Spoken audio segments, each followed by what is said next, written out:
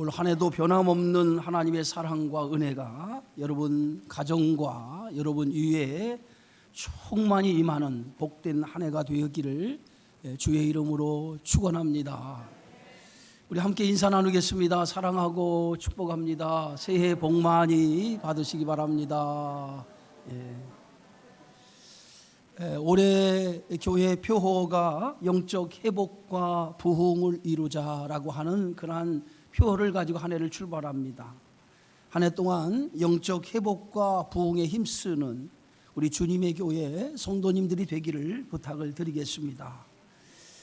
오늘 성경의 말씀의 시작을 모세가 죽은 후에라고 이렇게 시작하고 있습니다. 사람이 가장 큰 절망에 빠질 때가 배우자나 사랑하는 사람, 자신이 의지하는 사람이 세상을 떠났을 때에 가장 큰 절망이 찾아온다고 합니다. 오늘 이스라엘 백성에게 있어서 모세는 어떤 사람입니까? 모세는 이스라엘 백성에게 있어서 정신적인 지주요 그리고 아버지 같은 존재입니다. 이스라엘 백성과 40년이라고 하는 긴 시간 동안 동고동락을 한 그러한 지도자입니다. 예굽에서부터 광야 이 40년을 한결같이 이스라엘 백성과 함께한 그러한 지도자가 모세입니다. 어찌 보면 모든 슬픔도 모든 기쁨도 함께 나눈 그러한 지도자, 그게 모세라고 하는 그러한 지도자였습니다. 어찌 보면 모세는 이스라엘 백성에게 있어서 정신적인 지주요 아버지 같은 존재였습니다. 그런 정신적인 지주였고 아버지 같은 존재였던 모세가 이제 세상을 뜨게 된 것입니다. 모세의 죽음으로 인해서 이스라엘 백성들은 큰 절망에 빠지게 되어지죠. 얼마나 큰 절망에 사로잡혔던지 모세의 죽음으로 인해서 이스라엘 백성은 30일 동안 무려 한 달 동안 예곡을 했다라고 성경은 기록하고 있습니다. 그만큼 모세의 죽음은 이스라엘 백성에게 있어서 엄청난 큰 슬픔으로 절망으로 다가왔다라고 하는 것이죠. 바로 큰 슬픔과 절망에 사로잡혀 있을 때에 하나님께서는 이스라엘 백성에게 새로운 지도자를 세우게 되어지는데 바로 모세의 수종자였던 눈의 아들 여호수아라고 하는 지도자를 이스라엘 백성의 새로운 지도자로 하나님께서 허락하시는 것을 볼 수 있습니다. 여호수아는 바로 오늘 성경의 말씀 보니까 모세의 수종자라고 얘기하고 있습니다. 수종자라고 하는 것은 모세의 종이라고 하는 뜻이죠. 이제 하나님께서는 천부장도 아니고 백부장도 아닌 평범한 모세의 수종을 들던 여호수아를 모세의 뒤를 이어 지도자로 세우고 그에게 새로운 사명을 허락해 주십니다. 바로 그것이 오늘 본문의 말씀이죠. 오늘 성경 말씀은 이렇게 시작합니다. 내 종 모세가 죽었으니 이제 너는 이 모든 백성과 더불어 일어나 이 요단을 건너 내가 그들을 곧 이스라엘 자손에게 주는 그 땅으로 가라. 이것이 여호수아를 세우고 여호수아에게 주신 하나님의 사명이었습니다. 오늘 하나님은 여호수아에게 세 가지를 명령하지요. 일어나라, 요단을 건너가라, 그리고 그 땅으로 가라. 이것이 오늘 여호수아에게 주신 하나님의 새로운 사명이었다라고 하는 것입니다. 첫 번째, 오늘 하나님께서 여호수아에 주신 사명은 모든 백성과 더불어 일어나라 라고 하는 명령이었어요. 모세의 죽음으로 이스라엘 백성은 깊은 슬픔에 잠겨 있었습니다. 하나님은 여호수아를 통해 더 이상 깊은 슬픔과 절망에 빠져 있지 말고 오늘 일어나 너희의 사명을 붙들고 새롭게 삶을 시작하라고 오늘 여호수아를 통해서 명령하고 계시다는 겁니다. 일어나라 라고 하는 이 말씀은 다시 사명을 붙잡으라고 하는 하나님의 말씀인 줄 믿습니다. 오늘 이 일어나라고 하는 이 말씀은 오늘 저와 여러분에게 주신 말씀이에요. 2023년 하나님께서 우리에게 다시 사명을 붙잡고 새롭게 믿음의 삶을 출발하라고 하는 하나님의 명령과 같은 말씀이라고 여러분 생각하시고 그 말씀을 오늘 나에게 주신 말씀으로 받으시기를 주의 이름으로 축원합니다. 살다 보면 우리를 절망케 하고 낙심케 하는 일들이 얼마나 많이 있습니까? 그것 때문에 우리에게 주신 사명을 놓아서는 안 되죠. 주의 일을 열심히 하는 사람에게 찾아오는 것들이 있습니다. 낙심이라고 하는 거죠. 열심히 하지 않는 사람에게는 이런 낙심이라고 하는 시험이 찾아오지 않습니다. 이 낙심은 열심히 주의 일을 하는 사람에게 찾아오는 것입니다. 찾아오는 것이 낙심이라고 하는 시험입니다. 주의 일을 열심히 하다 보면 이런저런 말을 사람들로부터 듣게 되어지죠.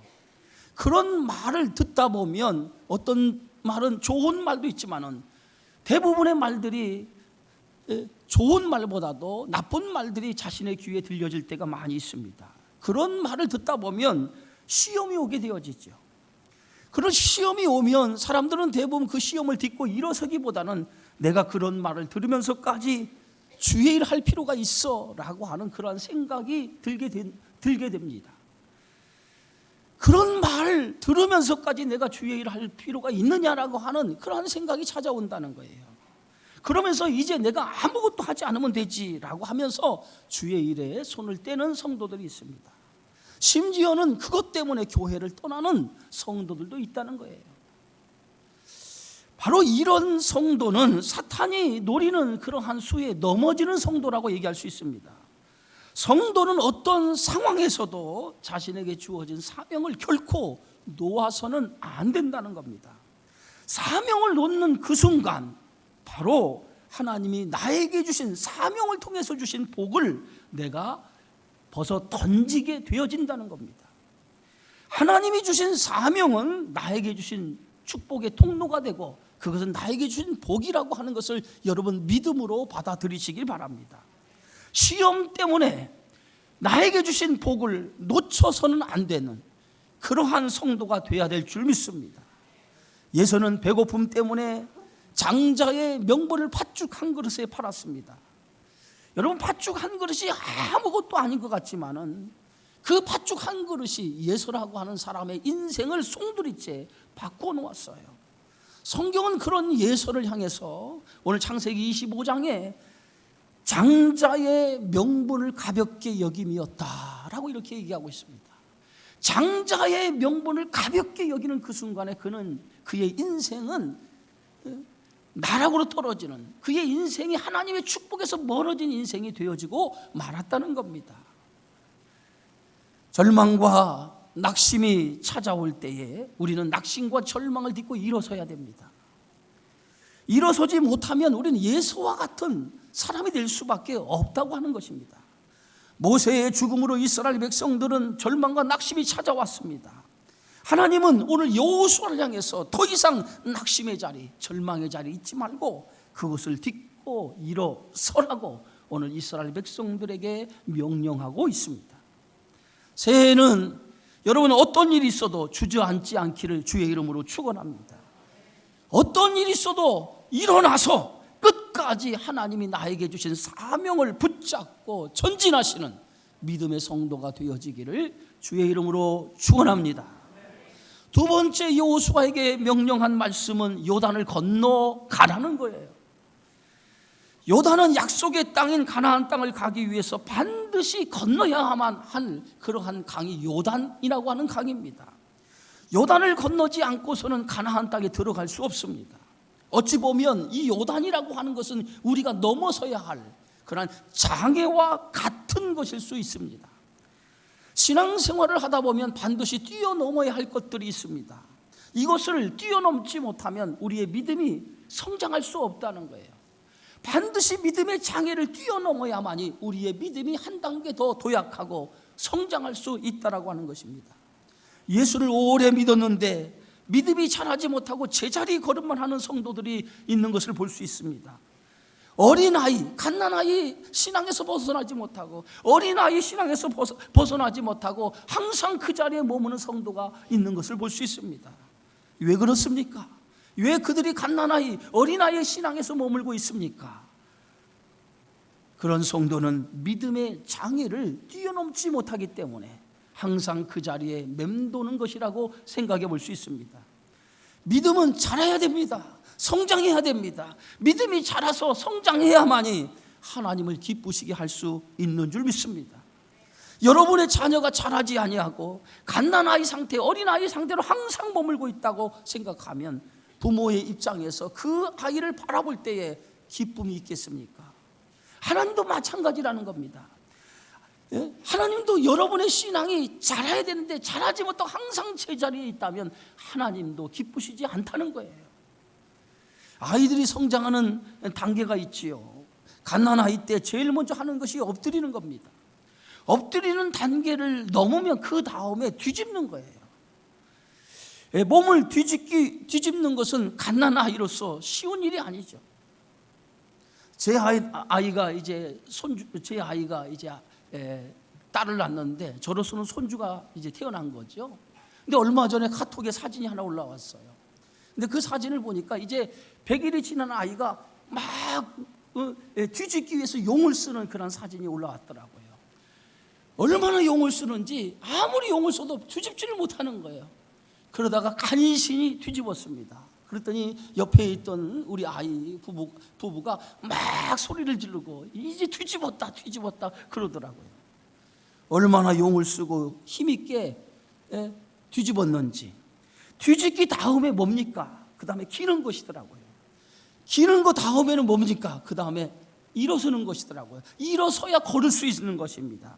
이렇게 어린아이가 성장하는 단계 하나하나가 그것을 넘었을 때마다 그 아이가 성장하는 것을 볼 수 있습니다. 신앙도 마찬가지입니다.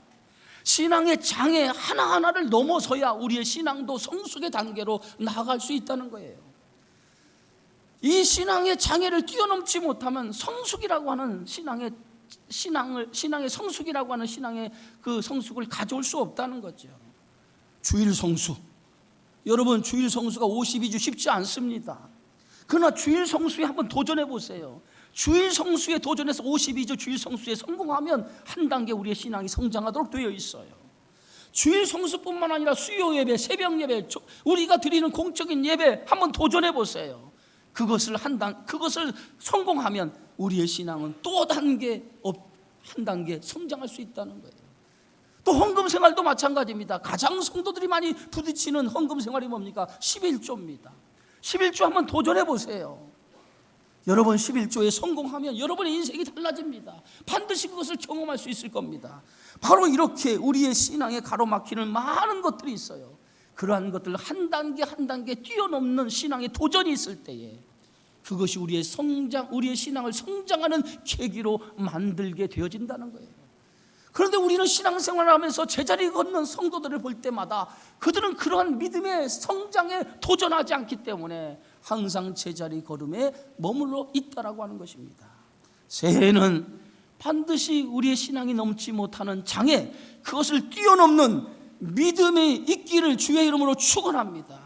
그런 믿음이 있을 때 우리의 신앙이 성장하고, 신앙이 성장할 때 하나님이 기쁘시게 하며 성장하는 것만큼 하나님이 주신 놀라운 축복이 여러분에게 주시리라고 믿습니다. 세 번째, 오늘 하나님께서는 여호수아에게 그 땅으로 가라라고 명령하고 있습니다. 약속한 땅으로 가라는 거예요. 그러면서 오늘 하나님께서 한 가지 오늘 이스라엘 백성에게 예전에 약속했던 말씀을 떠올리게 합니다. 그것이 오늘 성경 말씀 여호수아 1장 3절의 말씀입니다. 내가 너희에게 말한 바와 같이 너희 발바닥으로 밟는 곳은 모두 내가 너희에게 주었노니라고 말하고 있습니다. 하나님은 오늘 여호수아에게, 절망에 빠져있는 여호수아에게 요단을 건너 너희가 가나안 땅으로 가라고 명령하십니다. 그 명령하면서 이미 그 땅은 오래전에 너희들에게 약속으로 주었노니라고 하는 것은 현재 완료형으로 오늘 쓰여져 있어요. 다시 얘기해서 이미 하나님께서 가나안 땅은 이스라엘 백성에게 주신 땅이라고 말씀하고 있습니다. 가나안 땅은 미래에 주어지는 땅이 아닙니다. 이미 이스라엘 백성에게 주신 땅이라는 겁니다. 내가 너희에게 주었노니라고 하면서 이미 너희에게 준 땅이라고 하나님은 말씀하고 있습니다. 이제 그들은 그 땅에 들어가서 차지하기만 하면 됩니다. 차지하면 된다는 거예요. 가라라고 하는 말씀은 이제 너희가 들어가기만 하면 된다는 거예요. 그래서 그 말씀을 믿고, 가라고 하는 하나님의 말씀을 믿고 순종하면 된다라고 이렇게 하나님은 여호수아에게 명령하고 있다고 하는 것입니다. 하나님이 여호수아에게 명령한 이 세 가지 명령, 모든 백성과 더불어 일어나라, 요단을 건너라, 그리고 그 땅으로 가라. 이 모든 말씀은 순종 없이 할 수 없는 말씀입니다. 오직 순종을 통해서만 할 수 있는 말씀입니다. 하나님이 주시는 복은 그냥 얻어지는 것이 없어요. 반드시 순종을 통해서만이 그 복이 우리에게 얻어진다라고 하는 것을, 우리에게 임한다라고 하는 사실을 여러분 아셔야 될 줄 믿습니다. 아람나라 군대장관 나하만이 나병에 걸렸어요. 그 나병에 걸렸을 때 엘리사를 찾아왔을 때 엘리사가 그 나하만에게 뭐라고 얘기합니까? 요단강에 가서 몸을 7번 담그면 내 몸이 깨끗이 나병이 치유될 것이라고 하는 말씀을 합니다. 오늘 나하만은 자기 생각과 엘리사의 생각에 전혀 다른 것을 알게 되어졌어요. 그러나 나하만은 자신의 생각과 다르지만은 엘리사가 말한 그 말씀에 순종합니다. 그래서 요단강에서 7번 몸을 담그기 시작합니다. 7번째 몸을 담갔을 때 그의 나병이 깨끗이 치유되는 놀라운 기적의 역사를 그가 경험하게 됩니다. 성경은 이처럼 많은 곳에서 순종이라고 하는, 순종을 통해서 역사하시는 하나님의 역사에 대해서 우리에게 가르치고 말씀하고 있습니다. 말씀에 순종 없이는 절대로 기적이 일어나지 않습니다. 아무리 어려워도 하나님 말씀에 순종해 보려고 노력하시기 바랍니다. 순종해 보려고 노력하는 그 순간부터 하나님은 역사하기 시작합니다. 올 한 해는 여러분 말씀을 듣는 것으로 끝나지 말고 그 말씀을 순종하려고 노력하시는 그런 한 해로 만드시기를 바랍니다. 하나님은 여호수아에게 가나안 땅에 들어갈 것을 명령한 후에 여호수아에게 한 가지를 약속하죠. 그것이 바로 1장 5절의 말씀입니다. 내 평생에 너를 능히 대적할 자가 없으리니 내가 모세와 함께 있었던 같이 너와 함께 있을 것임이라. 내가 너를 떠나지 아니하며 버리지 아니하리라. 하나님은 평생에 너를 대적할 자가 없을 것이고 모세와 함께 했던 것처럼 너와 함께 할 것이고 내가 너를 떠나지 아니하고 너를 버리지 아니하리라. 오늘 이 말씀은 모세에게 주시는 말씀, 여호수아에게 주시는 말씀이 아니에요. 오늘 저와 여러분, 새해를 출발하는 저와 여러분에게 주시는 말씀으로 받으시기를 주의 이름으로 축원합니다. 여호수아 입장에서는 이 말씀은 대단히 용기를 주는 말씀이었어요. 위대한 지도자 모세의 죽음으로 갑자기 여호수아의 종이 된 이 모세의 종인 여호수아가 이스라엘 백성의 지도자가 되었습니다. 여러분, 그 큰 거목이라고 말할 수 있는 모세가 죽고 자신이 이렇게 지도자가 되었을 때 여호수아는 두려웠을 것입니다. 그것뿐만 아니라 모세가 하지 못한 일을 이제 하나님께서는 자신에게 하라고 명령하고 있습니다. 이러한 상황에서 하나님은 여호수아에게 세 가지를 지금 약속해 주셨어요. 너를 대적할 자가 없을 것이며 모세와 함께 했던 것처럼 너와 함께 할 것이며 너를 떠나지 아니하며 버리지 아니하리라고 하는 그러한 약속을 여호수아에게 해 주셨던 것입니다. 얼마나 용기되는 말씀입니까? 지금 두렵고 떨리는 그 상황 속에서 하나님께서 오늘 여호수아에게 이 약속을 통해서 용기를 주신 것입니다. 내가 너와 함께 할 것이다. 마치 야곱이 베델에서 하룻밤을 길에서 노숙하고 있을 때 꿈에 하나님이 나타나셔서 말씀하셨던 것과 같이 오늘 여호수아에게 동일한 말씀으로 약속을 하셨습니다. 그리고 하나님은 이어서 여호수아에게 이렇게 말씀하시죠. 오늘 6절의 말씀입니다. 강하고 담대하라. 너는 내가 그들의 조상에게 맹세하여 그들에게 주리라 한 땅을 이 백성에게 차지하게 하리라. 하나님은 여호수아에게 강하고 담대하라. 내가 이 약속한 땅을 차지하게 하겠다는 거예요. 강하고 담대하라. 이 말은 주눅들지 말라는 거예요. 주눅들지 말라는 거예요. 세상 그 어떤 강한 적 앞에서도 주눅들지 말고 당당하게 맞서 살아가라는 거예요. 하나님이 너와 함께 하신다는 거예요. 사랑하는 성도 여러분, 이 한 해 강하고 담대하시기 바랍니다. 강하고 담대하시기 바랍니다. 세상 그 어떤 것 때문에 주눅들지 말고 강하고 담당하게, 담대하게 맞서 살아가시기를 주의 이름으로 축원합니다. 왜 우리가 강하고 담대해야 됩니까? 오늘 하나님께서 말씀하셨어요. 내가 너와 함께하겠다. 할렐루야. 한번 따라해봅시다. 내가 너와 함께하겠다. 오늘 하나님께서 강하고 담대하라고 하는 그 말씀을 하시면서 내가 너와 함께할 테니 너는 강하고 담대하라. 하나님은 신실하신 하나님입니다. 약속하신 것은 반드시 그 약속을 지키시고 이루시는 분입니다. 오늘 성경의 말씀처럼 내가 그들의 조상에게 맹세하여 그들에게 주리라 한 땅을 이 백성에게 차지하게 하리라. 하나님은 이미 오래전부터 약속하셨어요. 그 약속의 말씀을 반드시 이루어 주겠다라고 하나님 말씀하십니다. 하나님의 약속을 여러분 믿으십니까? 하나님의 약속을 믿으십니까? 강하고 담대하시기 바랍니다. 그 어떤 일에도 흔들리지 않기를 주의 이름으로 축원합니다. 언제나 하나님이 여러분이 가는 그 길에 하나님이 동행하시는 것을 믿으시기를 주의 이름으로 축원합니다. 하나님이 여호수아에게 강하고 담대하라 말씀하시고 난 다음에 여호수아에게 한 가지를 또 당부하시죠. 그것이 오늘 여호수아 1장 7절에서 8절의 말씀입니다. 오늘 다 같이 한번 읽어봅시다. 오직 강하고 극히 담대하여 나의 종 모세가 내게 명령한 그 율법을 다 지켜 행하고 우로나 좌로나 치우치지 말라. 그리하면 어디로 가든지 형통하리라. 이 율법책을 내 입에서 떠나지 말게 하며 주야로 그것을 묵상하여 그 안에 기록된 대로 다 지켜 행하라. 그리하면 내 길이 평탄하게 될 것이며 내가 형통하리라.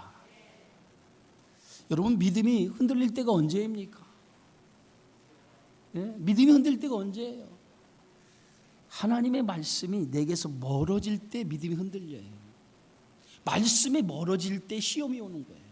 그러니까 믿음이 흔들릴 때는 언제냐면 하나님의 말씀이 내게서 멀어질 때 우리의 믿음이 흔들리게 되어져 있어요. 그래서 하나님의 말씀을 듣지 못하면 성도는 믿음으로 살려고 해도 살 수가 없는 거예요. 그래서 믿음으로 살기 위해서는 반드시 하나님의 말씀에서 떠나면 안 돼요. 하나님의 말씀을 붙들어야 돼요. 말씀에서 떠나는 순간 우리는 좌우로 치우치는 삶을 살 수밖에 없는 거예요. 여러분, 법궤를 실은 소가 벳세메스로 향하여 갈 때 어떻게 갔습니까? 젖 먹는 새끼 송아리를 둔 채 눈물을 흘리면서 흔들리지 않고 벳세메스라고 하는 그곳을 향해 똑바로 법궤를 메고 가는 것을 볼 수 있어요. 오늘 그 모습이 우리의 신앙생활하는 우리 성도들에게 주시는 그러한 모습이에요. 그러한 말씀이에요. 그래서 벳세메스에 가는 소처럼 흔들리지 않고 오직 목표를 향해 말씀을 붙들고 가야 우리는 목적지까지 갈 수 있다고 하는 것입니다. 새해는 하나님의 말씀이 여러분 입에서 떠나지 않기를 축원합니다. 늘 하나님의 말씀을 가까이 하고 그 말씀을 묵상하고 그 말씀이 이끄는 대로 살아가시길 바랍니다. 여러분, 말씀이 주는 힘이 있어요. 말씀이 주는 힘이 어떤 힘입니까? 말씀을 묵상하고 그 말씀을 내 가슴에 내 신비에 새기면 그 말씀이 어떤 상황, 어떤 절망의 순간, 낙심의 순간이 찾아올 때 그 말씀이 나에게 힘을 줘요. 그래서 낙심의 자리에서, 절망의 자리에서 일어서도록 만드는 것이 말씀이 주는 힘입니다. 그래서 하나님의 말씀은 성경에 살았고 운동력이 있는 말씀이라고 우리에게 말씀하고 있어요. 그래서 말씀에는 놀라운 능력이 그 안에 있습니다. 베드로와 요한이 안드레가 처음 주님을 만났을 때 그들은 밤새 바다에 나가서 그물을 던졌어요. 밤새 바다에 나가서 그물을 던졌지만 빈 그물만 거두고 돌아왔어요.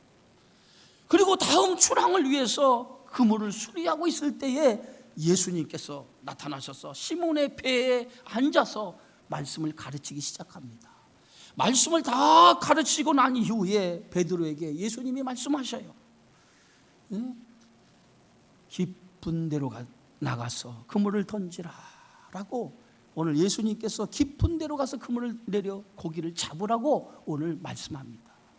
그랬더니 이 시몬 베드로가 예수님의 그 말씀을 듣고 이렇게 얘기하죠. 선생님, 우리들이 밤이 새도록 수고하여서 잡은 것이 없습니다.